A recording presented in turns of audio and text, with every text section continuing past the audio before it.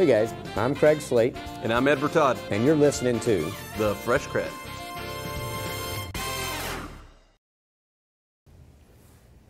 Welcome back. We are welcome back. It is so good to see you. Welcome back to the award-winning The Fresh Cred.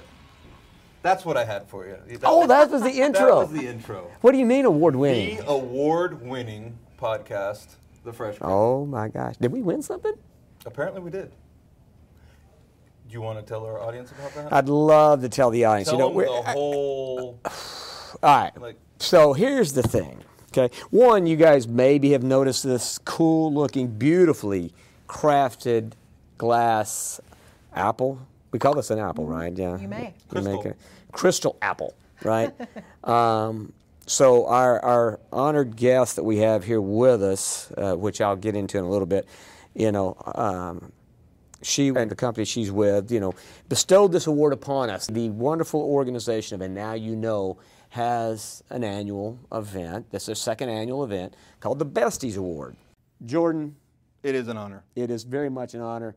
The award, for sure, we're grateful for it. But very exciting. We're really excited to have you here. For having you here is awesome.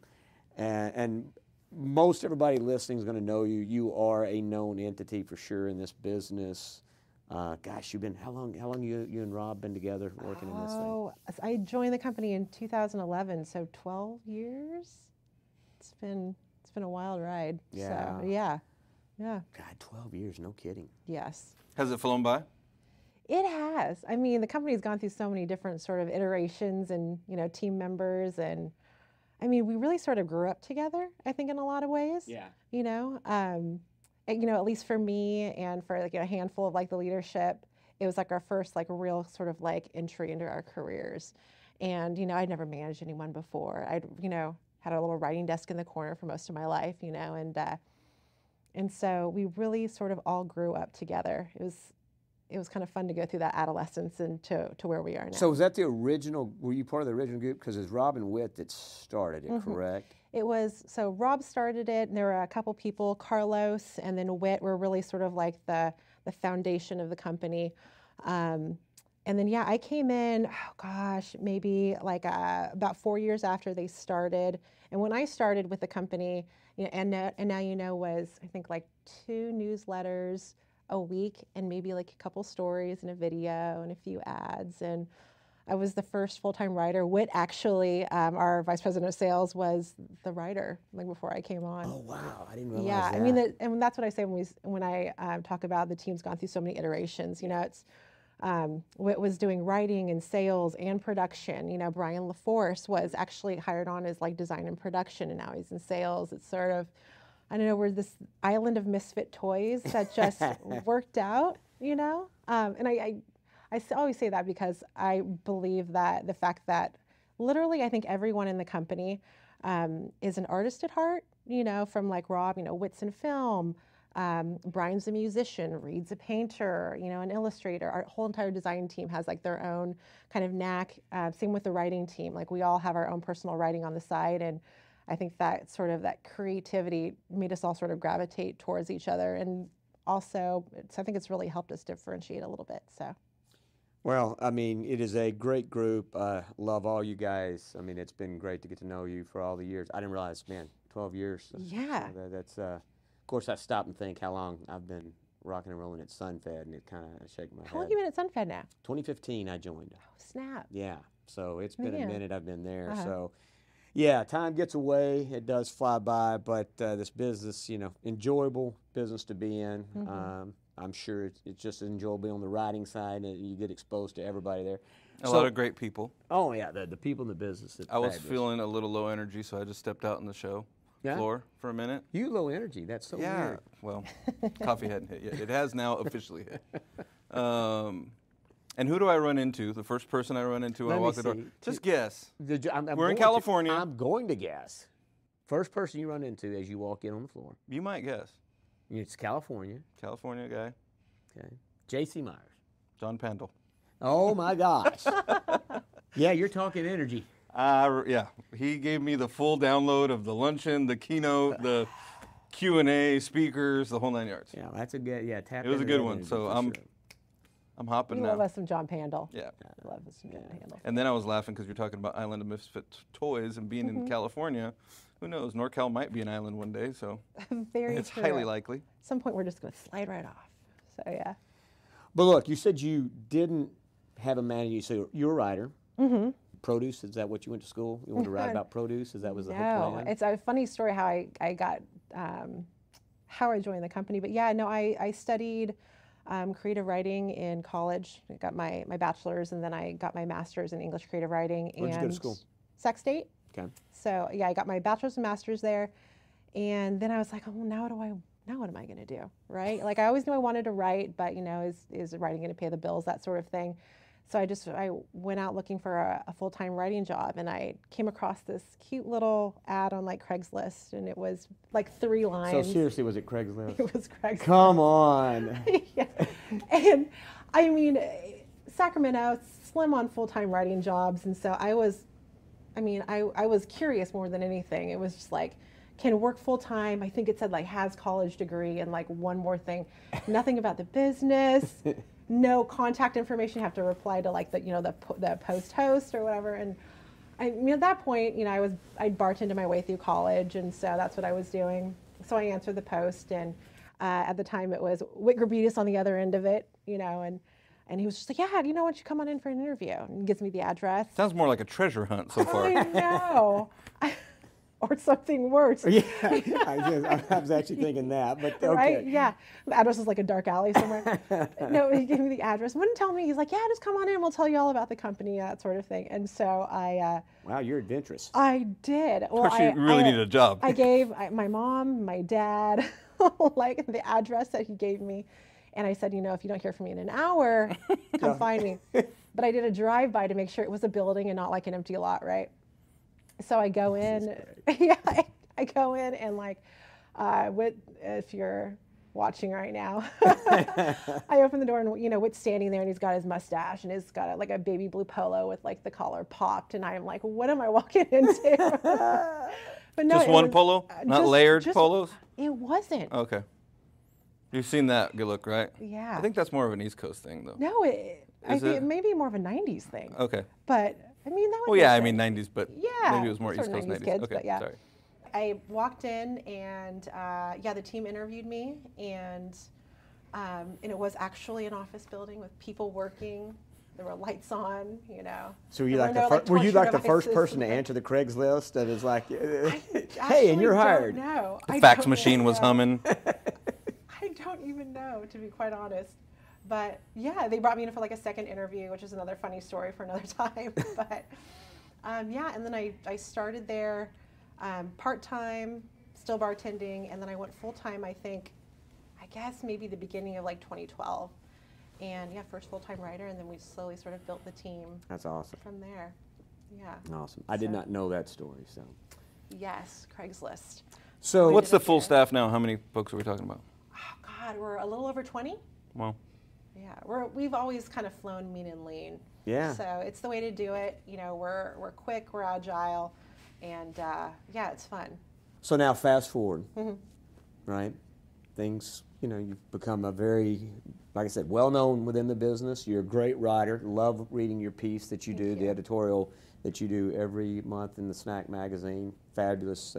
It's always a fun read, right? Like I say, usually it's not like, hey, tomatoes are this or that. I mean, it's really more life-focused, right? I mean, I like how you twist in the produce and life and turn that into it. But just curious, any recent changes in your life? Anything going on exciting?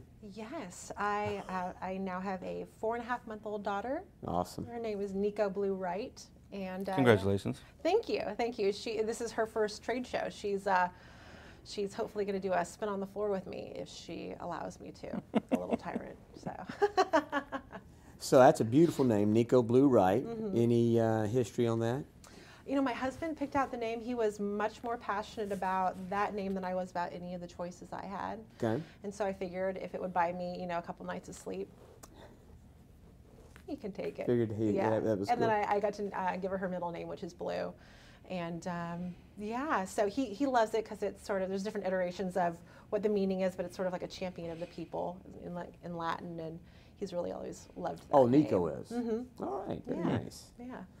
And so with that, you know, 'cause so you were to be on this podcast a year ago, actually, when we were at IFPA. You and I had agreed, and you know, most people don't know. I mean, you're a writer, but you're not a big fan of the whole what we're doing right here. Absolutely this is not not. something that you're like really. I'm like sweating under here. So yeah. You know, so you prefer to be the writer behind the scenes, put it in print. I have versus never been on this side of the camera. I'm pretty sure. Unless it's been for like a little 5-second video that we've made or something. I've always been on the other side of it, miking you guys up. So it's Well, get used to it. I'm panicking a little bit actually, but I mean I've known you now for quite some time. Yeah. So yeah, but that's what I was going to say. So you begrudgingly agreed to do it a year ago or so, and then of course, like I say, there were other things going on in your life with the new baby coming and taking some time away from work. That didn't work out, so we had Rob on. So this is kind of making up for that. But even coming up to this, right? You know, it was funny. That was a good interview too, though. That was an Rob was great. he's got a good story. He's got a lot of good stories. I learned quite a bit about Well, Rob. yeah, I didn't know. I had no idea that the Wall Street thing and how he came to get in this business. But of course, family in Bakersfield, so he's got the farmer background component. But definitely. But the baby, you know, leading up to this, right? You were even like, look, I mean, it's super dynamic with Nico, right? You know, and we got some flexibility or whatever. So, you know, for you now, how long you been back? Have you gone back to work? I went back to work a few weeks ago. So she is slowly letting me go back to work. But it's been tricky. I mean, we didn't have a really good strategy for how I would go back. You know, I didn't really have like the daycare situation like set up. We figured we'd do it on the fly like I do most everything, and then realized doing things on the fly with a newborn is not easy. So yeah, my husband took a few weeks off of work to help me transition back, and so we're pulling in the grandparents and getting a babysitter, and hopefully sometime in the next couple of weeks we'll have sort of the schedule set up. But I mean, it's tricky. I thought for sure, somehow I thought that I'd just be able to have her, you know, like on a little activity mat next to me, and I'd be sitting on my laptop typing stories all day. That's not the way it goes?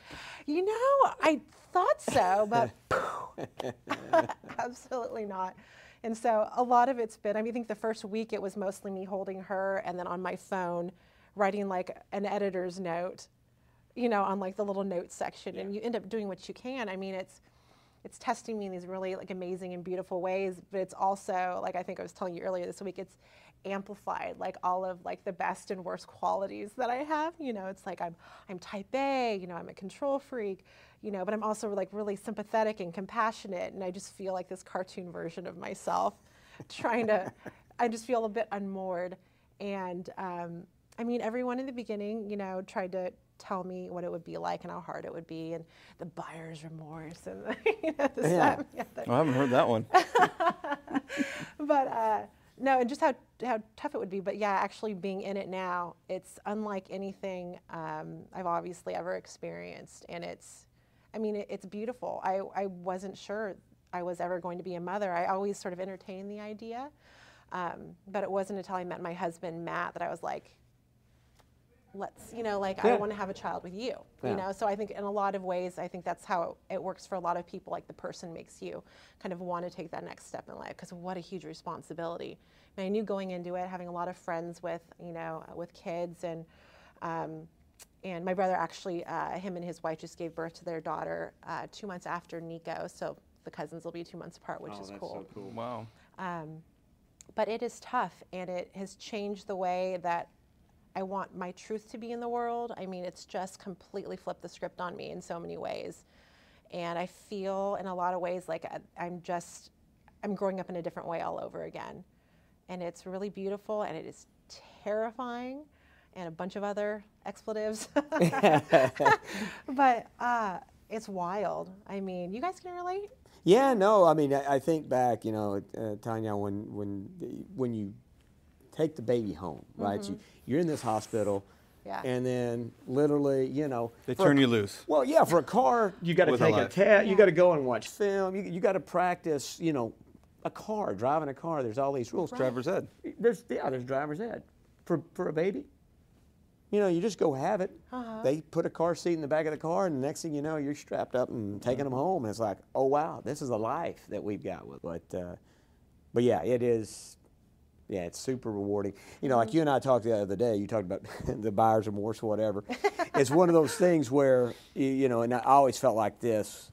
It's like people that have kids, they tell you, oh, they're great. It's the most wonderful. It's, you know, fabulous. And then you get them, and you're like, what? I think that somebody was telling me something, but the reality of it is, yeah, you go through that journey. It is such an amazing experience. Now, you know, when you're in the middle of it, there's obviously times when it's like, oh my God, this may kill me, or you know, somebody's going to die in this situation. But and it's a lifelong pursuit. Yeah, I mean, I say it's super hard, then it gets easier, then it gets super hard again. So, yeah. But super rewarding, you know, fortunately where I'm at in life with my kids all grown for the most part. They're older. I don't know about grown, but they're older. No, but for all of them, you know, you look back. They're all of voting age. They're of all voting age, and you know, now I've got granddaughters, which is wonderful, and that's, but you look back on the time and growing up, and you start to forget about anything that was bad. That's the other thing. You only remember, you know, most of the high points, right? And that's good. And we get together now, and it's, yeah, we have a good time. So, for sure. But yeah, you know, but again, you know, we talked about the show, and it's relevant because there's a lot of people like you. In this day and age is even different from when we were trying to bring up kids. I mean, still, Ed's kind of in the midst of it with his daughter, but it's a different time to be bringing up kids. It really is. You know, and trying to have a career, and then all the stuff that's going on, and the influence of social media and everything. It's you got a tricky roads to navigate that I didn't have to deal with, or my wife and I didn't have to deal with. So definitely. I mean, there are also more tools, more options. There's more of everything, good and bad. Yes. I mean, it's that whole like confirmation bias thing. You can go out there and find evidence or a story or you know, data or research to support really any sort of like parenting paradigm or program you want to, you know, it's wild. It's hard to get a straight answer out there in like the medical community because it's pretty amazing. And it's also a gift though, right? You know, so because we know so much more today than like my parents knew. Like I talked to my mom and my dad, and I'm, you know, telling them how we were hoping to raise her, or just like, you know, little things here and there. And, you know, they're constantly just saying, you know, how, we had no idea. We shouldn't have put you in between us while we were sleeping. That's not a thing That's anymore. not what you do. You don't do that. I've said this before, but I mean, I feel like I'm at the school, or my wife's definitely at the school a lot more than I am. And I've said it before, fully confident that my parents aren't listening to this podcast, that I don't even think they knew where the school was. At least my dad didn't. So, and I feel like I'm there every other day. Yeah. Yeah, you know, you did not. We didn't. And certainly, I grew up in the 70s. The parents were pretty much MIA the entire. If you ever seen the show Bad News Bears, Yes. Okay. That's not that. The kids pretty much were like that, right? I mean, that's free. That's what they call free range. It was free range children back in those days. Yeah. And you know, we bumps and bruises. There were no safety measures. I mean, as a toddler, I stood up next to my mother in the car, so there was not even no car seat. Yes. I was standing up next to her. The only car seat, the only seatbelt was her arm going like this, and she was pretty good at it. She was actually very effective at. I used to like to lay in the back window dash. Oh yeah, that's another classic. That's definitely. We had like the old Lincoln station wagon that had like the seats that folded down and faced each other. Yeah. And we'd just be around there rolling around. Those are cool. Oh, yeah. Like, yeah. I mean, it is, and that's like one of the things that I hope there's like. It's hard to say that there's going to be like a renaissance of it, but I mean, when we were kids, you know, we were out running out in the streets until like the sun went down. You know, it's a different world that we live in now, and I'm hoping somehow we can get back there, because I can't imagine. But that's one of the big questions I had to ask myself is, you know, it's, not that I was getting up there, but, you know, I'm 40. I had Nico when I was 41, and it's, you know, like, am I sure I want to bring Nico into this world? But there's so much beauty in it still, you know, and yeah, and maybe you should just contribute to that a little bit. No, for sure. And so you mentioned you're 41. How do you take care of yourself? Well, if I go back to before I gave birth to Nico, I had this whole idea of how it would be, right? You know, it's like I was, work out every day, I meditate, I write, get lots of sleep. And now, it's, I'm lucky if I get in, like a 5-minute meditation. But I mean, honestly, for me, it was what's always been like a huge source of, of really stabilizing me and my equilibrium and that sort of thing. And my equanimity is working out. So okay. As soon as my doctor gave me the go-ahead, I put Nico in the jogging stroller and I run every morning. And that does as much for, my head as it does for, like my physical health, and my emotional health. Like it's always just between the endorphins, and it's how I process things every morning. I get out there and all of the voices in the committee in my head, they sort of quiet down, and sort of it's where I do my troubleshooting in the morning. It's how I set, I set the stage for my day. And I really do believe that what you do in the first 30 minutes or hour of your day sets the tone for the rest of your day, right? So if I get up in a frenzy and I'm bouncing off the walls, inevitably I will crash by about, like 4 or 5 o'clock. But if I get up and I can meditate, get in a run, or, get on like my yoga mat, the day is just, it's like water. Yeah. More so, right? And I'm not fighting to get upstream. There's more doors that are open, less walls, and so that's really important to me. Is what the first couple hours of my day looks like, and it's usually about the only time during the day that I really have any control, considering the crazy life that we have now. But it's made me a lot more patient and flexible. Yeah. But yeah. But I do think that, between like the diet and like working out. So what's the diet look like? What's a couple of things either that you avoid, and then a couple of things that you think are essential? Essential. Well, it's been tough because I used to eat, oh my gosh, like 4 crowns of broccoli a day. Okay. And I'm breastfeeding, and Nico, broccoli does not agree with Nico. Ah. Yes, so I've had to swap in for other things. So I'm now an asparagus and spinach girl. Okay. Yes, and because I was a big produce fan before we even got into the business, and so and cauliflower. Really, any cauliflower? Cauliflower, not much cauliflower. I'm trying to sort of stay away from the cruciferous veggies. I think that's the thing, is that she gets gassy, Yeah. But and lots of fruit. I eat probably like 3 or 4 apples a day. Okay. Lots of water, lots of like oat products like oatmeal, oat milk. But more so than any other time in my life, like what I eat changes the way that I feel, my energy. It's really everything. And I also love donuts, so we try and keep those too. Oh, Instead really? Of getting, yes. So you don't abstain from? I do not. No, I do not. Absolutely not. My husband and I have decided, instead of getting like a dozen every day on the weekend, we're just going to get a couple each. So we've just reined it in. Moderation, right? Yeah, I wasn't expecting that. I wasn't. That took a quick turn. The donuts, this morning, like out by the keynote. Oh, it was a joy. I've tried to abstain from as much as I can, that kind of stuff, because I'm not really good with moderation on anything. You had some sourdough bread last night. I did. I'm not either. I'm like a pendulum. It's either donuts or 4 crowns of broccoli. Yeah, there's no real sort of like, I'll have like a small slice of donut flavored broccoli. That would be amazing. Is that what you're going to say? Well, you know what? You got cotton candy grapes. Maybe True, you never know. Oh, man. Ideas. But it probably wouldn't still. I like broccoli, like asparagus. What I'm about to say is not to say, but, things that are like a donut, which is just crazy good, right? Yeah. The sugar. Anything that tastes crazy good just can't be. If they took broccoli and all of a sudden made it taste like a donut, somehow I don't think it would be still good for you. I think it might taste great, but I don't think it would still be good for you. You got to have some kind of bitter or something there that gives you some idea that the broccoli is, it's something's good for you, right? Yeah.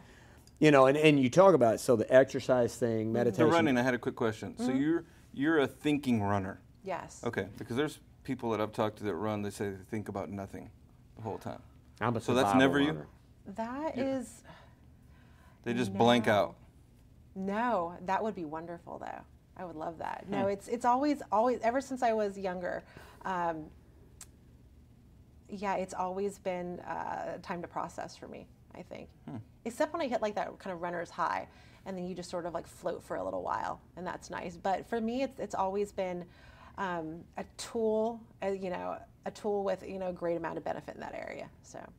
Yeah. So I mean, I run with like a podcast or something going on. I feel like that I'm gonna spend my time. I've never actually been one of those people that enjoy running, but it became the most efficient workout. And like you say, it does all those things, right? If you get in a habit of doing it, you just feel better. Exactly. Right. Once you start getting in that regimen. But yeah, for me, I've got to have somebody or something yakking in my head that I'm listening to, because yeah, my whole focus is whatever, is just trying to get through it. It's like, oh my God, yeah. There's no. There are those days. Yeah. There are those days. I will tell you that I've never. I've always felt better after a run, never worse. So that always gets me to it. And I'm an all or nothing person too. So it's I've had to sort of like cut myself some slack. Like I can't go out and run 5 miles every time. If I can just get in 10 minutes, Yeah. if I can just break a sweat. How far do you run? These days, it's about 4 miles. Okay. Depending upon how Nico's doing, it's her first nap of the day, so she really gets to call it. And as soon as she's up, she's like, Time to go home. Yeah, exactly. yeah. The run is over. Exactly. But yeah, I mean, I've never been like a marathon runner or anything like that. Like it's always been sort of, like 5 or 6 miles, enough to just really sort of like quiet the noise in my head, get a really good sweat, and then allow me to have a couple donuts at the end of the day. So. Yeah, and you do feel better about the donuts. Yes. See, my donut is an old fashioned. Oh. So yeah. and that's why I I'd run. rather drink his calories. Yeah, exactly. It's just how I am. Somehow I justify the old fashioned. My wife's always like, I don't understand. You kind of stay away from sugar, but boy, that sure doesn't seem to affect your old fashions. And I was like, well, you got to have some. You got to let yourself up off the I feel like if you abstain, you end up eating like 12 donuts. Exactly. Or having 12 old fashions like at the end of the week. So. Oh, yeah. that's not good. Oh, we are in produce, so run with it. Yeah. Well, look, I've seen the time waiver over there, so we're closing down on the time. I feel like we just got started. We did just get started, and it's the I wasn't worst talking about part. jumping rope. I love jumping rope. I think if you don't, it's something haven't you can double manage. dutched in a Like it's while. high. Double Dutch. I'm sorry, double dutch. Double Dutch. Oh. Can you double Dutch? No, but I've got a speed rope. I've got a couple different ropes. He looks like Rocky. Oddly, He likes I'm to actually pretty good at it. channel I have a good Rocky. rhythm. I play the drums. I He does a video. coordinated, so I can actually jump rope pretty well. So I've got a couple different ropes, and for me, I'm not a runner. I just can't. I think it's boring as hell. I like to ride my bike. I like to do other things, but I can get my heart rate up like that. So Yeah. I'll literally in between calls, I'll go out on the front porch if I'm working from home, jump rope for a little while, come back inside, do some push-ups, get back on the phone. That's a really good idea. Because it's just for right. sure. Like you can get a heck of a workout just right in your front yard or your backyard. Exactly. I'm jumping around for 5 minutes. I think I can go for a couple minutes at a time before I'm like, Yeah. yeah. It's been a pleasure. It's Thank you. time has gone quickly. I hope the experience is going to be good enough that we can have you come back and we can. For part 2? Well, yeah, we want to see how Nico's progressing and how that's Yeah. going and how the You guys have job. made it painless. Thank you. You know how terrified I was. So. Well, next time we'll actually record. We'll hit Yeah, record. I was going to say Mason was This is saying just the also trial run. this is like the practice deal. This really wasn't the show. So, Yeah. but you did great on this. No, been a pleasure. Thank you so very Thank you. much. Thank you guys for everything. Thank you again for the Bestie Award. That we really are Absolutely. super honored That's- to be able to win that. That's a big motivation for us. Thank you. Yeah. Thank you Till the again. end of the day. And I hope you have an outstanding organic produce summit. Thank you. And Nico makes the rounds out there and gets to Yeah. meet everybody. You got to bring her by because I we'd will. love to meet her. Okay. I will. All right. Take care, Jordan. We'll see you. Thank you. Thank you.